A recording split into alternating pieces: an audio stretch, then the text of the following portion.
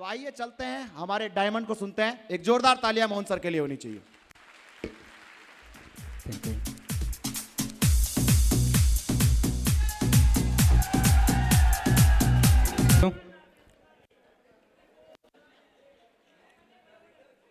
आप सभी साथियों को नमस्कार। सबसे पहले मैं ऊपर वाले को धन्यवाद करना चाहूँगा।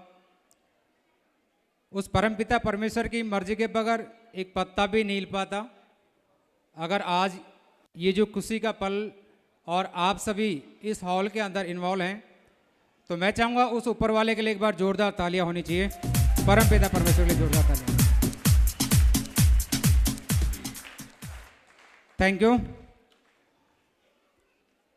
आप सभी जिस शहर से भी आए और जिस सिटी से भी आप लोग आए हैं, आज इस डायमंड सेलिब्रेशन में आपने अपना सहभागिता, आपने जो अपना अमूल्य समय निकाल कर यहाँ तक आप पहुँचे हैं और इसमें आपने अपना पार्टिसिपेट किया है। मैं चाहूँगा एक बार आप सभी के लिए भी जोरदार तालियां होनी चाहिए, आप सभी के लिए भी। Thank you. साथियों, मैं धन्यवाद करना चाहूँगा मैं अपने माता पिता का, जिन्होंने मुझे जन्म दिया, मनुष्य जीवन का जन्म दिया और एक अच्छे संस्कार दिए। उनकी परवरिश इतनी अच्छी रही जिसकी वजह से आज मैं यहाँ पहुँच पाया हूँ। मैं चाहूँगा मेरे माँ बाप के लिए एक बार जोरदार ताली होनी चाहिए, जोरदार तालियां होनी चाहिए मेरे माँ बाप के लिए। Thank you. आप देखेंगे यहाँ मेरे से बड़ी सिस्टर और छोटी सिस्टर, दोनों बड़े भाई, दोनों भाभियाँ यहाँ पे थी। इनका भी बहुत स्नेह रहा, प्यार रहा मेरे ऊपर। हमेशा इन्होंने मुझे सम्मान के साथ जब भी कुछ बुरा किया हो तो सर डांट के मुझे समझाने का प्रयास किया होगा। मैं चाहूँगा इनके लिए एक बार जोरदार तालियां होनी चाहिए, जोरदार तालियां। Thank you. और मैं धन्यवाद करना चाहूँगा फ्रंट में बैठे हमारे ग्रेट अपलाइनों का,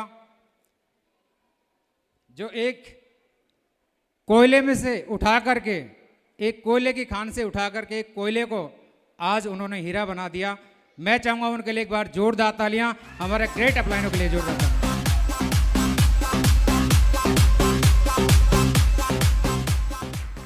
थैंक यू। आज 30 जून डायमंड सेलिब्रेशन में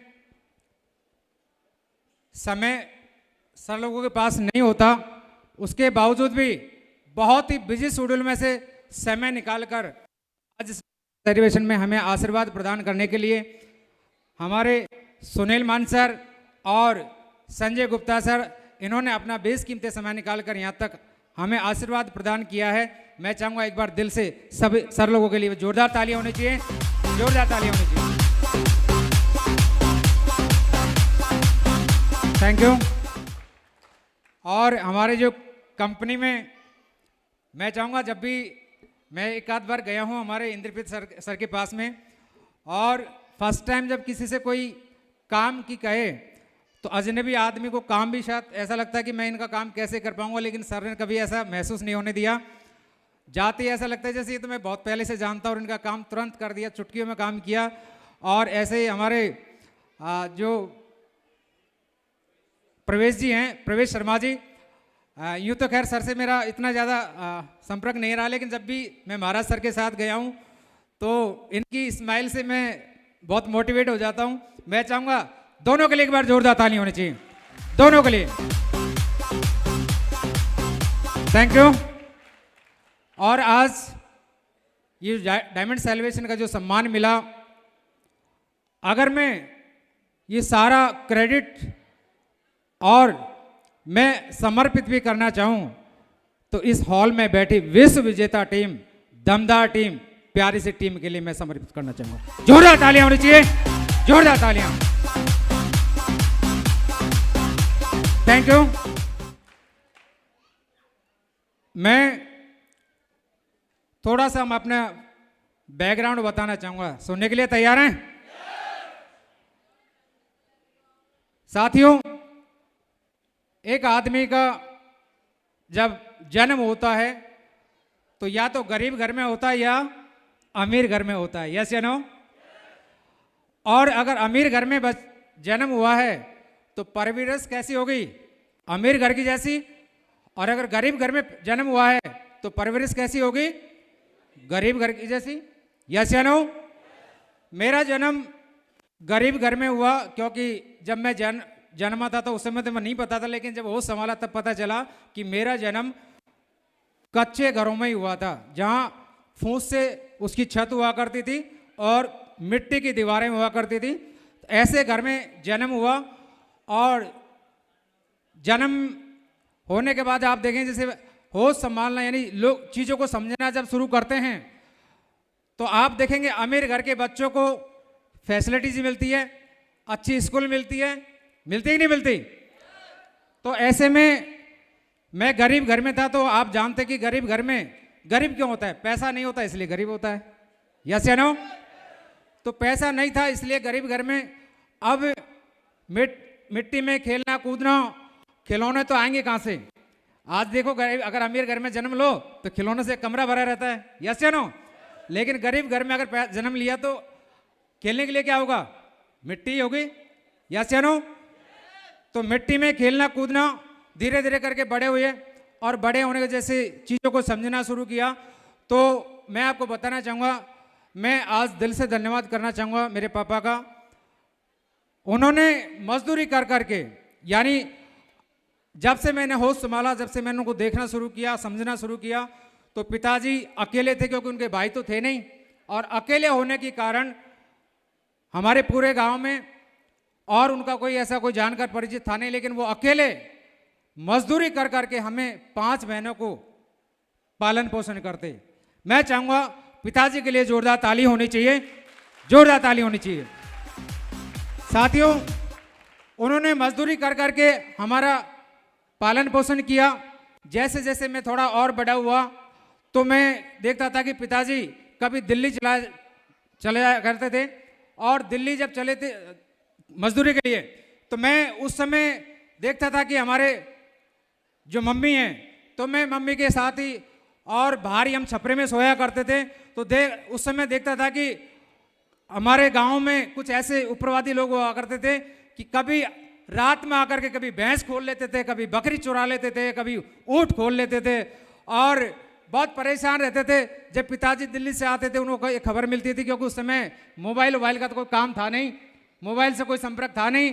तो ऐसे में हम देखते थे कि कभी कोई चोर बकरी खोल के ले गया, कभी कोई ऊँट खोल के ले गया, कभी कोई भैंस खोल के ले गया, और बड़े परेशान रहते थे। धीरे धीरे करके और बड़े हुए तो मैं आप सभी को बताना चाहूँगा, हम 3 भाई हैं, मैं छोटा हूँ और 2 बहन हैं, एक मेरे से छोटी है और एक मेरे से बड़ी है। साथियों, गरीब घर में जन्म होने की वजह से इन सब में से अगर किसी को स्कूल जाने का मौका मिला तो वो सिर्फ मुझे ही मिला था, बाकी किसी को नहीं मिला, बाकी किसी को नहीं मिला। और आप जानना चाहेंगे, वैसे तो मेरी डॉक्यूमेंट्री में आपने देखा होगा कि मैं आपके सामने कोई डिग्रीधारी आदमी नहीं हूं। मैं सिर्फ और सिर्फ गवर्नमेंट स्कूल में ओनली 4 क्लास पढ़ा इंसान आपसे बात कर पा रहा हूं, ओनली 4 क्लास। साथियों, 4 क्लास तक ही मैं इसलिए पढ़ पाया क्योंकि गरीब में घर था और एक ही ड्रेस हुआ करती थी, एक ही ड्रेस से स्कूल जाना, एक ही ड्रेस से शादियां अटेंड करना। अगर फट जाए तो वो आसमानी शर्ट हाफ बाजू और खाकी पैंट हुआ करता था, अगर फट गया तो मम्मी पाती लगा दी, है ना। ऐसा समय था। लगा कि जब पिताजी मजदूरी करके अपना पेट पालन, हमारा भी पेट पालन कर रहे हैं, उनका भी कर रहे हैं, जब भी हमें कोई थोड़ा बड़ा काम करना या कोई काज करना या कोई, तो उसमें हम सब, हमारे पिताजी ब्याज पर पैसा लेकर के आया करते थे।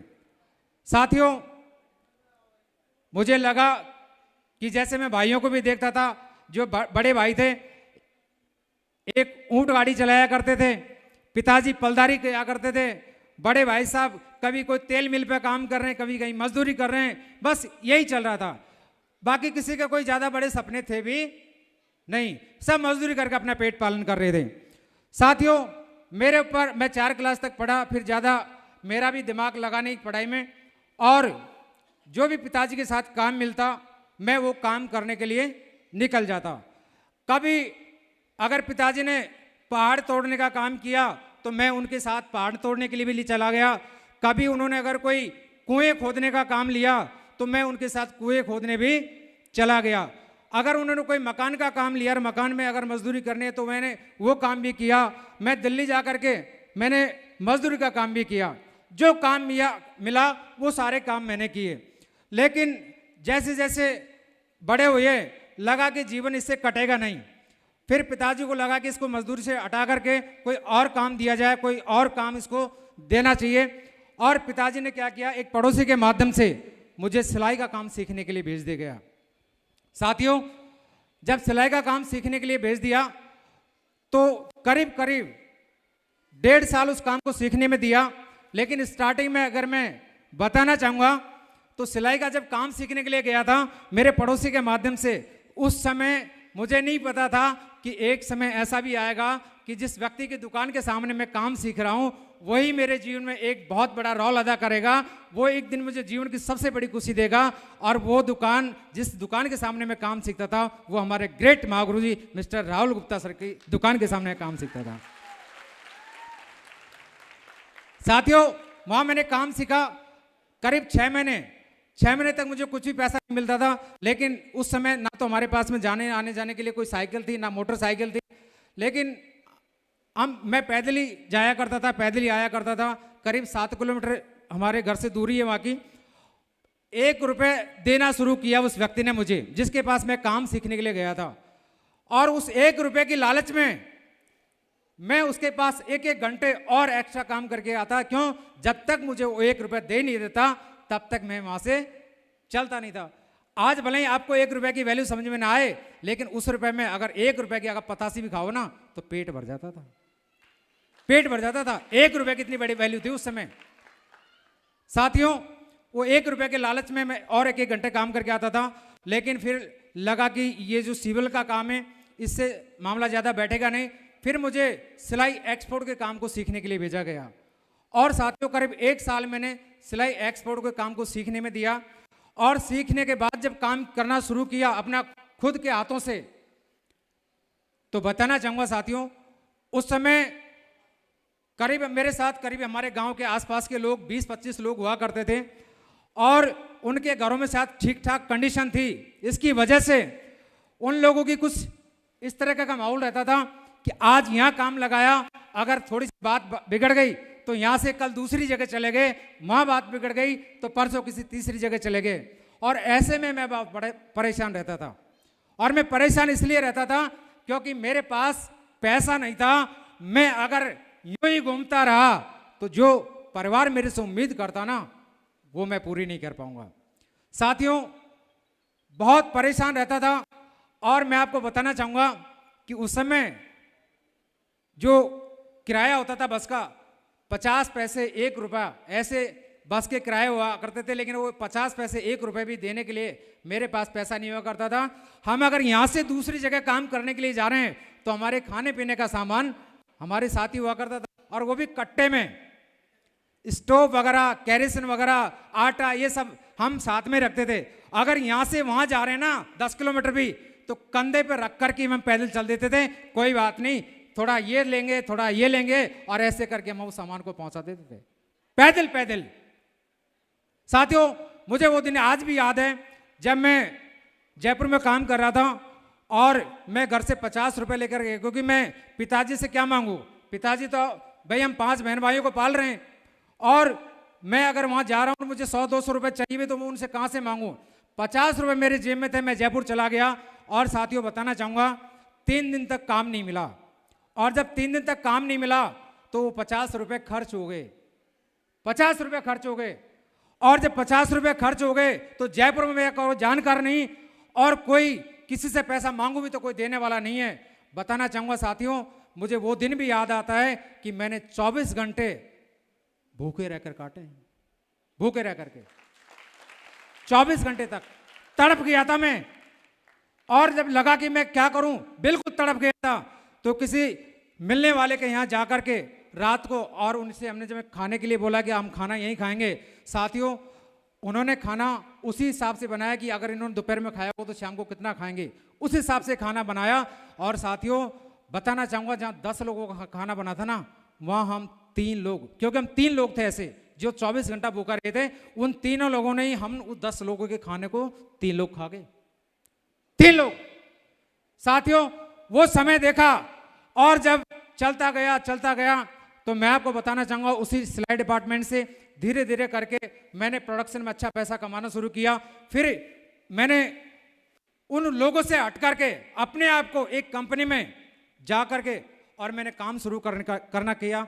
साथियों उस कंपनी का मैं धन्यवाद करना चाहूँगा, उस कंपनी ने मुझे बहुत सपोर्ट किया जयपुर के अंदर।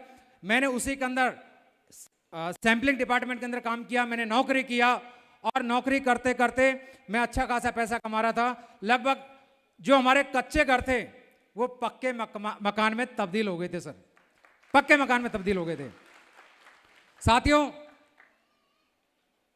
काम अच्छा खासा चल रहा था, जिंदगी बहुत ठीक ठाक होने लगी, लेकिन उसी समय में कुछ एक ऐसा दौर आया, कुछ ऐसा पल आया कि इधर मैडम की बीमारी हो गई टीबी की, और जब टीबी की बीमारी हो गई तो इनको घुमाने के लिए, इनको कहीं दवाई दिलाने के लिए, इनको कहीं दिखाने के लिए बाइक तो थी नहीं, तो साइकिल पे लेकर के घूमता था। इधर जयपुर से मैं काम करके आऊं तो उधर से मुझे एक दिन का छुट्टी नहीं मिले, क्योंकि नौकरी होती है, प्राइवेट हो या सरकारी, यस या नो, तो उधर से छुट्टी नहीं मिले। और इधर इनको दिखाना कभी साइकिल से, कभी पैदल, कभी जैसे भी मर्जी। और बताना चाहूँगा साथियों, जो मेहनत करके अपने आप की जो पोजीशन बनाई थी वो धीरे धीरे करके वापस डाउन होना शुरू हो गई। और वो प्लॉट लेने के बाद लगा कि जीवन में कुछ और बड़ा करेंगे, कुछ अच्छा करेंगे, लेकिन साथियों हुआ यूं कि इनकी बीमारी को देखते हुए, क्योंकि इनका हालात कुछ ऐसे थे कि अगर दवाई ले लिया, दवाई लेने के बाद, इंजेक्शन लगने के बाद कम से कम 4 घंटे 5 घंटे तो ऐसे जैसे बेहोशी की हालत में पड़ी रहती थी। और आज आप देख रहे हैं ना जिस तरीके से, ये ऐसी नहीं थी उस समय। अगर किसी डॉक्टर के यहाँ आप मेडिकल दुकान पर जाकर देखोगे, जो फोटो होता है ना कंकाल का, ऐसे फोटो थी इनकी, ऐसे फोटो थी। इनको बचाने में पूरी मेहनत लगाई, और जो प्लॉट मैंने लिया था उस समय वो प्लॉट मेरा बिक गया, मैंने खुशी खुशी बेच दिया, कोई बात नहीं, जिंदगी रहेगी तो और बना लेंगे, यस या नो। साथियों प्लॉट बेच दिया, सेविंग सारी खत्म हो गई, और लगा कि मैं उस समय मेरा काम भी बिगड़ गया, जो मैं काम जयपुर से कर रहा था, नौकरी कर रहा था, वो सब बिगड़ गया। और उन्होंने कहा कि ऐसे तो हम आपको रखेंगे नहीं। फिर लगा कि क्या करूं, तो साथियों फिर हिम्मत जुटाई और मैंने अपने आप का कारोबार करना शुरू किया। कुछ पैसे उधार लिए, और पैसे उधार लेने के बाद मैंने अपना खुद का फैब्रिकेशन शुरू किया, और 20 टेलर लगाए, और मैं फिर काम करता। साथियों पैसा कमाना आसान नहीं होता, टेलर जरूर मेरे पास 20 थे, मैं उनसे पैसे जरूर कमाता था, लेकिन मेहनत बहुत करता था। सुबह घर से अगर 6 बजे निकल गया, रात को कब लौटूंगा ये कोई पता नहीं होता था, रात को खाना खाऊंगा ये कोई पता नहीं होता था, सुबह खाना नहीं खा के गया, अगर शाम तक नहीं मिला इसकी भी गारंटी नहीं थी, लेकिन मैं मेहनत करता था। और ऐसे में धीरे धीरे करके मैंने उस फैक्ट्री से पैसे कमाना शुरू किया। और बताना चाहूंगा उसी फैब्रिकेशन से एक समय ऐसा भी लाया कि उस काम से मैं महीने के 1 लाख रुपए भी कमाना शुरू कर दिया था। 1 लाख रुपए अपने आप को उस पोजीशन पे ला करके खड़ा किया, और ठीक ठाक जिंदगी चलने शुरू हुई। फिर वापस खुशियां आना शुरू हुई, लेकिन मुझे नहीं पता था कि एक दिन ऐसा भी आ सकता है, मुझे नहीं पता था। मैं धन्यवाद करना चाहूंगा जिस व्यक्ति की लिस्ट में मेरा नाम था, जिस व्यक्ति ने ये सोच करके कि अगर ये व्यक्ति जुड़ गया तो शायद ये भी डायमंड बन सकता है, ऐसे व्यक्ति के लिए मैं दिल से धन्यवाद करना चाहूंगा। और जोरदार तालियां भी चाहूंगा मिस्टर टीआर सैनी जी के लिए, जोरदार तालियां होनी चाहिए, जोरदार तालियां। Thank you. साथियों मेरे गांव के हैं, वो भी सिलाई करते थे, और जो जहां सिलाई करते थे वो सिलाई की दुकान हमारे ग्रेट मागुर जी मिस्टर राहुल गुप्ता सर की दुकान पर सिलाई किया करते थे, और उनके माध्यम से मेरे पास ये प्लान पहुंचा। लेकिन जानना चाहेंगे वो प्लान दिखाने कौन आए थे? कितने लोग जानना चाहते हैं? सारे लोग जानना चाहते हैं? साथियों, मुझे प्लान दिखाने के लिए हमारे सामने बैठे मिस्टर दीपक सर और मिस्टर राहुल सर आए थे। मैं चाहूंगा जोन सर के लिए जोरदार तालियां। सर एक बार खड़े हो जाएं दोनों अपनी जगह पे, जोरदार तालियां, जोरदार। Thank you. सर ने मुझे प्लान बताया और मैं आपको बताना चाहूंगा साथियों, प्लान देखने के बाद बहुत सारे लोगों की इसलिए गर्दन ना में हिलती है क्योंकि वो पैसे बचाने के लिए प्रयास करते हैं। लेकिन धन्यवाद ईश्वर का, उस ऊपर वाले का, कि मैंने पहली बार में प्लान देखने के बाद इस बिजनेस को ज्वाइनिंग किया। कोई किंतु परंतु नहीं था। मैंने तुरंत फॉर्म साइन अप किया और सर लोगों को पेमेंट देने का वादा किया। पेमेंट मैंने अगले दिन दिया था, लेकिन जबान का पक्का था। नफा नुकसान कोई बड़ी बात नहीं है, लेकिन जबान दे दी सो दे दी। लेकिन उस समय सिग्नेचर सर ने करवाए थे, राहुल सर ने, और सिग्नेचर करवाते हुए एक बात बोली थी, जानना चाहेंगे? जानना चाहेंगे कि बधाई हो मोहन जी, कांग्रेचुलेशन, आपने अपने खुशियों पर सिग्नेचर किया है। साथियों, मेरी जिंदगी का पहला फॉर्म था जिस पे मैंने सिग्नेचर किया था।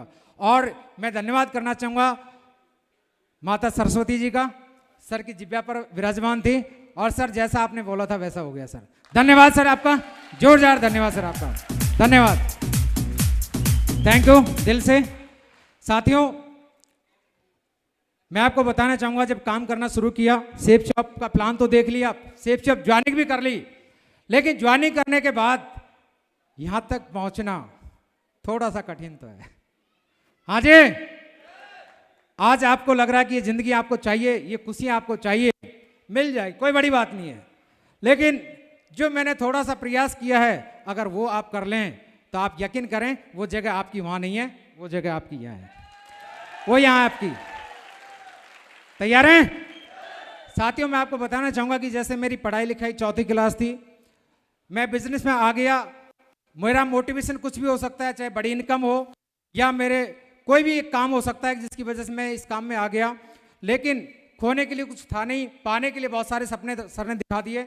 इसलिए मुझे कुछ डर लगा नहीं, लेकिन मैंने बिजनेस को ज्वाइनिंग कर लिया। लेकिन असली खेल तो शुरू तभी होता है जब आप बिजनेस को शुरू करके, ज्वाइनिंग करके जब करने के लिए निकलते हैं, और जब आप किसी को बताने के लिए जाते हैं तो आप सबको पता है कि आपके साथ क्या होता है। हाँ जी, आपको पता है ना क्या होता है? अच्छा, तू सिखाएगा मुझे 8 लाख रुपए कैसे कमाएंगे? हाँ जी, ये भग गई तो कल ही भग गई तो क्या होगा? क्यों? क्योंकि साथियों, मैं आपको बताना चाहूंगा, मैं प्लान दिखाने के लिए बाद में गया था, उससे पहले मेरे एक पड़ोसी से मिला और मैंने उनको खुशी खुशी, क्योंकि आप देखना, जब आप प्लान देख लेते हो, आप ज्वाइनिंग कर लेते हो, तो पहली रात ऐसी जरूर निकलती है कि आपको नींद नहीं आती। कितने लोगों के साथ ऐसा हुआ है? अरे आधे 50% लोगों के साथ ऐसा हुआ है जिनको नींद नहीं आई। तो बधाई हो, आप जरूर डायमंड बनेंगे अगर आपको नींद नहीं आई तो, पक्का। साथियों, प्लान देखने के बाद, ज्वाइनिंग करने के बाद मुझे पूरी रात नींद नहीं आई थी। मैं करवट ले लेकर के बदल रहा था, काश ऐसा हो गया तो, काश ऐसा हो गया तो जिंदगी कितनी अच्छी होगी, कैसा होगा वो दिन, ये सोचने लगा। लेकिन ऐसे में जब सुबह उठा तो घूमता घूमता पड़ोसी के पास चला गया, और जैसे पड़ोसी के पास गया और मैंने कहा, भाई एक कंपनी है यार, एक प्रोडक्ट खरीदना, ऐसे कर बहुत बड़ी इनकम कमा सकता है। बोलो अच्छा, बोलो जिसकी तू बात कर रहा है ना, देख वो फोल्डर ला करके दिखाया, ये तो मैंने तेरे से पहले ही 2013 में ज्वाइनिंग करके छोड़ दिया। जो हवा भरी थी ना अंदर, जो रात को नींद नहीं आ रही थी, वो 1 मिनट में ठुस हो गई। क्या करें, हवा निकल गई सारी। साथियों, मेरा मायूस चेहरा हो गया और मैं ऐसे करके मैं दुकान तक पहुंचा, और पहुंचने के बाद मैं अपना काम भी कर रहा था, लेकिन चेहरा खिला हुआ नहीं था। मेरे एक पड़ोसी ने पूछा, बोले यार रोज आप बहुत खिले रहते, लेकिन आज चेहरा उदास है, क्या बात है? मैंने नहीं ऐसे ही, नहीं बताओ सही क्या बात है। अरे मैंने कहा यार, एक कंपनी ज्वाइनिंग कर ली और उसमें एक प्रोडक्ट लेना पड़ता है, ऐसे ऐसे टीम बनानी पड़ती है, 2 लोग ज्वाइनिंग कराओ और पैसे कमाओ। बोले 4 महीने करके 16 लोगों की टीम बनाई, 1 रुपए भी नहीं आया। दूसरा ऐसा इंजेक्शन लगा साथियों कि मेरा ध्यान बिल्कुल सेफ शॉप से हट गया, मैं अपने काम पे ध्यान देने लगा। लेकिन उस समय में अगर मैं कहना चाहूं, मुझे इस बिजनेस में बहुत ज़्यादा मोटिवेट भी किया, चाहे फोन के द्वारा जैसे भी, लेकिन पीछा नहीं छोड़ा। तो उसमें सबसे बड़ा योगदान है, उस समय की बात कर रहा हूं, जो हमारे great upline mister Rahul Gupta sir के लिए जोरदार तालियां, जोरदार तालियां राहुल गुप्ता सर के। Thank you sir. मुझे अगर मैंने सुबह कॉल नहीं उठाया तो दोपहर में कॉल नहीं उठाया तो शाम को करेंगे, और अगर मैंने शाम को भी कॉल नहीं उठाया तो रात में सोने से पहले एक बार जरूर कॉल करेंगे। ऐसे मुझे कॉल कर करके परेशान कर करके लगा कि ये पीछा छोड़ेंगे नहीं, क्योंकि नियर भाई के थे, पीछा छोड़ेंगे नहीं जब। और इन्होंने एक काम किया कि मोहन जी को ऐसे समझ में नहीं आएगा, तो इन्होंने क्या किया, मुझे एक प्रोग्राम दिखाने के लिए बोलो मोहन जी एक भरतपुर में एक प्रोग्राम है, उसमें आपको चलना है। मैंने इनको खुशी खुशी हाँ कर दिया, पक्का चलूंगा। लेकिन अंदर से क्या था, नहीं चलूंगा। और रात को 12 बजे तक इधर से ठंडाराम जी और राहुल सर, दीपक सर, मोहन जी चलोगे ने पक्का, हमने आपकी सीट बुक करवा दी, पक्का चलूंगा सर। लेकिन रात को 12 बजे फोन स्विच ऑफ करके और मस्त नींद सो गया। जब सुबह 4 बजे जाना था तो ठंडाराम जी उठ के आए, क्योंकि पड़ोसी थे, उठ करके आए कि मोहन जी फोन नहीं उठा रहे, क्योंकि राहुल सर ने बोला होगा कि मोहन जी फोन नहीं उठा रहे, और आकर के जगा रहे हैं, अरे मोहन जी चल नहीं रही, ट्रेन छूट जाएगी। मैंने कि मेरा रात को फोन आया था बॉस का और मुझे अर्जेंट काम गया, मुझे जयपुर जाना है, मैं नहीं चलूंगा आपके साथ। आपने रात को क्यों नहीं बताया, हमने तो आपका एंट्री पास ले लिया, यूं कर लिया। मैंने कि भैया अब जो भी हो, मैं तो जयपुर जाऊंगा, जबकि मुझे जाना नहीं था। ये सच्चाई बता रहा हूं आपको, ये पक्का मैंने 100% झूठ बोला था, 100%, क्योंकि जाने का मन ही नहीं था, क्योंकि 2 लोगों ने इंजेक्शन जो लगाए थे, यस या नो, 2 लोगों ने मना कर दिया। साथियों अगले ही 7 दिन बाद जयपुर के अंदर एक फंक्शन था, और जयपुर फंक्शन के लिए सर ने फिर इनवाइट किया। फिर उन्होंने मेहनत की कि नहीं कोई बात नहीं, यहाँ नहीं गया तो यहाँ जरूर लेकर के चलेंगे। और लेकिन उस दिन इन्होंने क्या, पीछा नहीं छोड़ा, ट्रेन में बिठा लिया। और ट्रेन में बिठाने के बाद मेरा माइंड ये था कि मैं तो जयपुर अपना काम करके आऊँगा, यहाँ से अलग से जाता तो मुझे टिकट लेना पड़ता, इनके साथ जाऊँगा फ्री में जाऊँगा, है ना, फ्री में जाऊँगा। तो इनके साथ गया और जा करके वो प्रोग्राम, लेकिन उन्होंने क्या लूज छोड़ा ही नहीं। और उसी समय मैंने फर्स्ट टाइम महाराज सर को देखा था। मैं चाहूंगा सर के लिए भी जोरदार तालियां। फर्स्ट टाइम हमारी मुलाकात हुई, फर्स्ट टाइम। Thank you. वहां पे गए, जयपुर में करीब 700 लोगों का प्रोग्राम था, और मैं आपको बताना चाहूंगा साथियों, मेरी आंखें खुली की खुली रह गई। मेरी जो सांसें चल रही थी ना, वो लगने लगी कि यार मैं कहाँ गलत हूँ, ये लोग मेरे साथ क्या करना चाहते हैं, मेरी जिंदगी को कितनी बड़ी करना चाहते हैं। मैं खामखा उन 2 लोगों के चक्कर में मैं इतनी बड़ी इंडस्ट्री को छोड़ रहा हूँ। मैं उन लोगों के चक्कर में आ रहा हूँ जो इस काम के बारे में जानते ही नहीं है। मैं उन लोगों के बात को मान रहा हूँ जो शायद अपनी जिंदगी में कुछ करना नहीं चाहते। साथियों वो दिन था, उस प्रोग्राम को अटेंड करने के बाद सिर्फ एक चीज सीखी है। जानना चाहेंगे? जानना चाहेंगे? बस एक बात सीखिए, जो हुक्म मेरे आका, जो आप कह दोगे वही कर दूंगा, वही कर दूंगा। सिर्फ ये बात सीखिए, सिर्फ एक बात सीखिए। क्योंकि मैंने उस दिन देखा मेरे जैसे लोग, मेरे जैसे गांव के लोग, अनपढ़ लोग, पढ़े लिखे लोग ऐसे स्टेज पर सम्मान ले रहे थे। कोई सिल्वर बन रहा था, कोई गोल्ड बन रहा था, कोई टोपाज बन रहा था, और कोई डायमंड भी आ रहा था, डायमंड भी आ रहा था। सिर्फ ऐसे सम्मान देखा। उस दिन से मैंने काम करना शुरू किया। लेकिन क्या लगता है, जब हम काम करना शुरू कर लें या मन में ठान लें, काम हो जाता है क्या? एक पल के लिए आप मोटिवेट हो जाते हो, लेकिन अगले दिन जब आप काम करने के लिए जाते हो ना, तो आपकी सारी हवा निकल जाती है। यस या नो? सारी हवा। क्यों? क्योंकि आपको जैसे अपना काम देख रहे हो ना, वैसे ही इस काम को भी देखना पड़ता है। क्योंकि मैं आपको बताना चाहूंगा साथियों, मैं वो पहला शख्स हूं जहां मेरे पास 7 महीने तक कोई बड़ा काम नहीं हुआ था, 7 महीने तक कोई बड़ी टीम नहीं बनी थी। लेकिन सर लोगों का सानिध्य मिला, सर लोगों का आशीर्वाद मिला, लगातार इनके सानिध्य में काम किया, लगातार इन्होंने मोटिवेट किया, और फिर मैं काम करने के लिए चलता था। साथियों मैं आपको बताना चाहूंगा, लोग सिल्वर बन जाते हैं लेकिन इंतजार करते हैं कि मेरा अपलाइन आएगा ना, तब मैं प्लान दिखाने के लिए जाऊंगा। गोल्ड बन जाते हैं, मेरा अपलाइन आएगा तब मैं प्लान दिखाने के लिए जाऊंगा। लेकिन धन्यवाद, मेरे अपलाइनों ने शुरू से ही वो परवरिश करी कि मुझे डिपेंडेंट होने का मौका नहीं दिया। क्योंकि मेरे साथ 3 से 4 प्लान करने के लिए राहुल सर और दीपक सर आए थे। इसके बाद आज तक सर लोगों को प्लान का मौका नहीं दिया। आज तक प्लान का मौका नहीं दिया। लोग अगर प्लान दिखाने के लिए नहीं आते ना तो तुरंत रूठ जाते हैं, लेकिन मैं कभी रूठा नहीं। सर लोगों ने एक ही बात कही, जैसे आप अपनी फैक्ट्री को संभाल रहे हो ना, वैसे इसको भी संभालने के लिए आपको प्लान दिखाना पड़ेगा। साथियों, मैंने इस बिजनेस में प्लान दिखाने के लिए मैंने सर से पूछा मुझे क्या करना पड़ेगा, तो बोलो मंजी आपको ये चीज़ बोलनी पड़ेगी। सर मुझे ऐसे नहीं, लिखत में दो। सर ने मेहनत की, अपने कंप्यूटर से टाइप करके मुझे जो बोलना चाहिए वो इन्होंने टाइप करके निकाल के दिया। उसके बाद टीम बनना शुरू हुई। लेकिन बताना चाहूँगा साथियों, जब प्लान देना नहीं सीखा था तब सर लोगों ने प्लान दिखाए, और जब प्लान देना सीख लिया तो मैंने अपने दम पर एक दिन में 11 लोगों को प्लान दिखाए। कितने को? 11 लोगों को। लेकिन बताते बड़ी खुशी होती है। खुशी इसलिए होती है कि उनमें से एक भी ज्वाइनिंग नहीं हुआ। 110 रुपए की चाय पी के चले गए पट्टे, लेकिन एक ने ज्वाइनिंग नहीं किया। 110 रुपए की। लेकिन काम एक दिन में नहीं होता। जब प्लान देना सीख लिया तो फिर लगा कि अब काम करना ही है, तो फिर एक ही चीज देखी, आए तो बेस्ट नहीं तो नेक्स्ट, आए तो बेस्ट नहीं तो नेक्स्ट, ये करते चला गया। लेकिन ज्यादा समय लगा नहीं साथियों। मेरी लिस्ट में से मुझे तुरंत ऐसे 2 लोग मिले जिन्होंने दुनिया का सबसे बड़ा रिकॉर्ड बना दिया। जाना चाहेंगे? जाना चाहेंगे? एक तो ऐसे जिन्होंने प्लान देखते ज्वाइनिंग कर लिया, और दूसरे हैं जिनको भरोसा नहीं हो रहा था। उस समय हाथ पकड़ के ये कहा कि अगर 6 महीने में भी आपको कोई प्रूफ कर दे गलत कंपनी में गलत काम में ज्वाइनिंग करा दिया, मैं खड़ा हूं यार, आपको 3 गुना पैसा दूंगा, लेकिन मेरे साथ ज्वाइनिंग की। ऐसे 2 व्यक्ति जाना चाहेंगे? जाना चाहेंगे? एक मिस्टर अशोक सैनी जी और दूसरे मिस्टर रामकर्ण सैनी जी। दोनों के लिए जोरदार ताली जी, दोनों के लिए, दोनों के लिए। खड़े हो जाएं। कहां पे अशोक सैनी जी और रामकर्ण सैनी जी? कहां पे? ये हैं जिनको भरोसा देकर के ज्वाइनिंग कराया आज रेड क्लब में, और दूसरे वो रहे अशोक जी जिन्होंने प्लान देखते ही ज्वाइनिंग किया। ये दोनों वो शख्स हैं जिनकी बदौलत आज यहां तक पहुंचा। लेकिन साथियों, जैसे ये 2 लोग आए, इन्होंने टीम बनाना शुरू किया, इनके साथ टीम बनना शुरू हुई, तो बताना चाहूंगा जैसे जैसे जिम्मेवारी बढ़ना शुरू हुआ, तो जो अपनी टीम की अच्छी केयर कर लेता है वही टीम का बादशाह बनता है, वही डायमंड बनता है। और जो टीम की केयर नहीं कर पाता वो डायमंड नहीं बन पाता।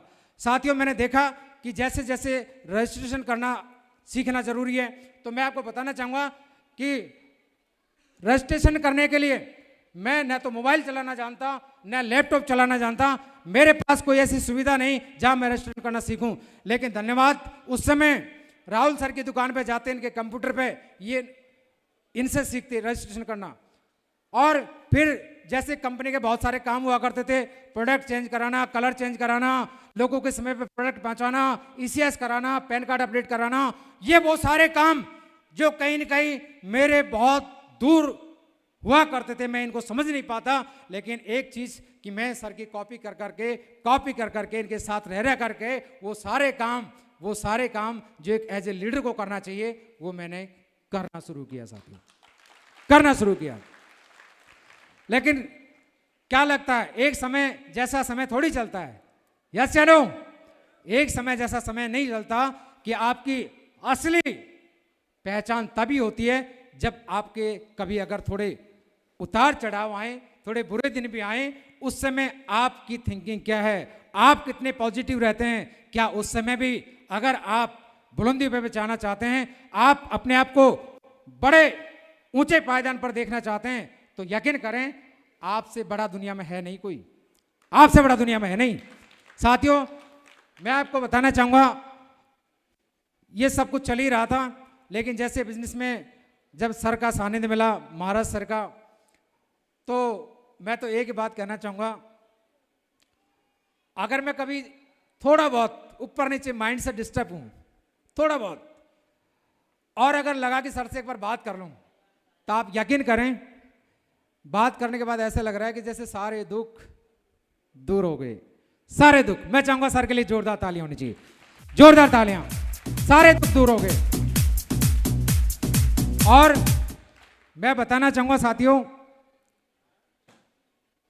डायरेक्ट इनडायरेक्ट मैं अगर साथ में हूं या नहीं भी हूं, उसके बावजूद भी सर ने जयपुर में हमारी टीम के साथ में बहुत हेल्प की है, और उसके लिए मैं चाहूंगा श्रीकांत सर के लिए जोरदार ताली होनी चाहिए, श्रीकांत सर के लिए। जोरदार ताली होनी चाहिए। जो सर हमेशा बहुत ही मोटिवेट करते हैं टीम को, हमेशा सबको प्यार देते हैं। साथियों, मैं आपको बताना चाहूँगा, आज जब ये डायमंड सेलिब्रेशन का डेट फिक्स हुआ था, मैं फूला नहीं समा रहा था, बहुत मोटिवेट था, लेकिन मुझे कुछ समझ में नहीं आ रहा, क्योंकि मैं पहली बार ऐसा काम कर रहा हूँ जहाँ मुझे डायमंड बनना है, मुझे ऐसा सम्मान मिलेगा, स्टेज पे बात करनी है, बहुत सारी चीज़ें। लेकिन मैं धन्यवाद करना चाहूँगा हमारे ग्रेट अपलाइनों का, जिन्होंने ये तक फील नहीं होने दिया कि मैं बिल्कुल अनजान हूँ। चाहे हम मैम की बात करें, इधर से हम निशा मैम की बात, कीर्ति मैम की बात करें या गुडन मैम की बात करें, इनका बहुत बड़ा योगदान रहा है। इन्होंने मैडम को भी बहुत सपोर्ट किया, हमें भी बहुत सपोर्ट किया। मैं चाहूँगा दिल से इनके लिए जोरदार ताली होनी चाहिए। धन्यवाद इन सबका, बहुत बहुत शुक्रिया आप सभी का, बहुत बहुत धन्यवाद, बहुत प्यार दिया आप लोगों ने। और मैं आपको बताना चाहूँगा साथियों, आज जैसे यूँ तो खैर दुनिया में सबसे बड़ा यौदा भाई को दिया है, यस या नो? अगर बात बिगड़ जाए तो भाई से बड़ा प्यारा कोई है नहीं साथियों, यस या नो? वही सबसे बराबर का होता है। लेकिन वही रोल अदा कर रहे हैं आज हमारे great great great upline mister Maharaj sir. मैं चाहूँगा सर के लिए जोरदार तालियां दिल से रैक पर सर। धन्यवाद आप सर, बहुत बहुत धन्यवाद सर आपका, बहुत बहुत धन्यवाद, थैंक यू। आप चाहते हैं सारी खुशियां? आप चाहते हैं? साथियों, मैंने अपने आप को सीखने के लिए, अपने आप को तैयार करने के लिए ऑडियो बुक, जो भी हमारे सफल लोग हैं उन सबको सुन सुन करके, उनके नोट्स बना बना करके, और रात में देर रात तक जग जग करके अपने आप को तैयार किया। कभी ये लगने नहीं दिया टीम को कि यार हम चौथी क्लास पढ़े इंसान के साथ बात कर रहे हैं, हमारा फ्यूचर सेफ है या नहीं है, ये कभी फील नहीं होने दिया। उनको जब भी लगा तो उनको एक ही बात लगा, किसी अच्छे इंसान के साथ काम कर रहे हैं यार, अच्छे इंसान के साथ काम कर रहे हैं, ऐसा फील नहीं होने दिया। चाहते हैं आप लोग डायमंड बनना? चाहते हैं? आपकी आवाज से तो लग नहीं रहा। आवाज के साथ हाथ भी खड़ा होना चाहिए। चाहते हैं? चाहते हैं? चाहते हैं? आज एक प्रोडक्ट लेने से मैं एक बात जरूर कहना चाहूंगा। बहुत सारे लोगों को लगता है कि मेरे परिवार का नाम खराब हो जाएगा। क्या आज मेरे जो फादर इस दुनिया में नहीं है, 2017 में पिताजी का देहांत हुआ था, क्या आज उनकी आत्मा देख करके खुशी नहीं हो पा रही होगी कि मेरे बेटे ने कोई बड़ा काम किया है? हाँ जी, क्या उनकी आत्मा को लग नहीं रहा होगा कि यार कोई बात नहीं, गरीबी में सही लेकिन संस्कार अच्छे दिए, और आज मेरे बेटे ने कोई गलत काम तो नहीं किया है? या चलो, लग रहा है नहीं लग रहा? चाहते हैं आप अपने परिवार में अपने माँ बाप का नाम बड़ा करें, चाहते हैं आप अपने परिवार में अपनी फैमिली का नाम बड़ा करें, चाहते हैं आप अपने बच्चों को लगे कि हाँ कि आपके मम्मी पापा ने कोई बड़ा काम करके दिखाया है, तो करके दिखाएंगे? तैयार हैं? तैयार हैं? साथियों, समय का अभाव भी है, वो बताना बहुत कुछ चाहता हूं, लेकिन हमारे बीच में आज हमारे ग्रेट शख्सियत, जो बहुत बड़ी शख्सियत है, मैं उनको भी सुनना चाहेंगे, उनसे भी सीखना चाहेंगे। तो मैं एक बार जरूर कहना चाहूँगा, आप सभी के लिए मैं आभार व्यक्त करना चाहूँगा जो आज इस खुशी में आप लोग शामिल हुए। जोरदार तालियां आप सभी के लिए, जोरदार तालियां। और साथियों, खड़े होकर के खड़े होकर के खड़े होकर के आज आपके डायमंड से आपको मांगनी है। मांग सकते हैं, मांग सकते हैं, क्योंकि ऊपर वाला देने के लिए तैयार है। मांग सकते हैं, मांग सकते हैं साथियों। तो आइए जोरदार आवाज में करते हैं, आए में, आए में, आए में, आए में, wish all the best and go diamond. बहुत बहुत शुक्रिया, बहुत बहुत धन्यवाद, बहुत बहुत धन्यवाद आप सभी का, थैंक यू, बहुत बहुत शुक्रिया। और एक बात का प्रॉमिस और करता हूं, हालांकि सारे गुरुजी लोगों को और हमारे प्यारे डायमंड को पूरा ट्रस्ट है, मैं आपको दावे के साथ मैं कहता हूं जान लगा देंगे आप सबको यहां तक पहुंचाने में।